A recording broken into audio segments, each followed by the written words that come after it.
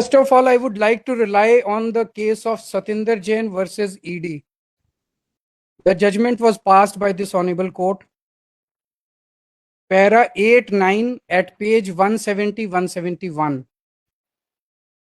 सतिंदर जैन के केस में trial court में बेल की एप्लीकेशन की सुनवाई चल रही थी। 18 घंटे सुनवाई हो चुकी थी। 6 दिन तक सुनवाई हो चुकी थी।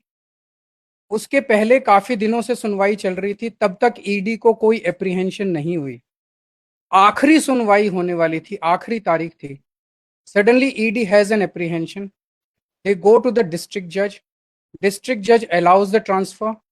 The matter comes before this honorable court, and this honorable court grants judgment in favor of ED.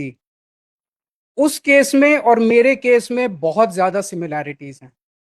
उस केस में इस ऑनेबल कोर्ट ने कहा था, question is not of integrity और अपराइटनेस ऑफ द जज, विच applies here also. Question is not of integrity और uprightness of the जज.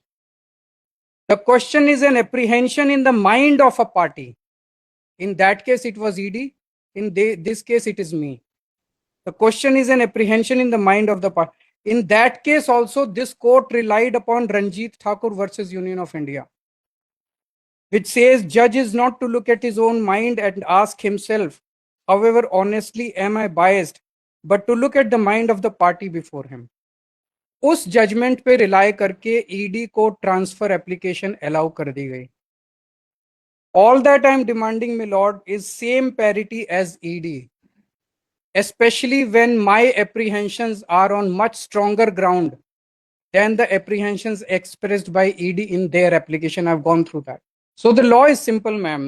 It is not whether judge is actually biased, but it is whether the apprehension in the mind of the... I understood. There exists in my mind today a real, grave and reasonable apprehension that this petition will not receive judicial detachment and neutrality required in a criminal case like this.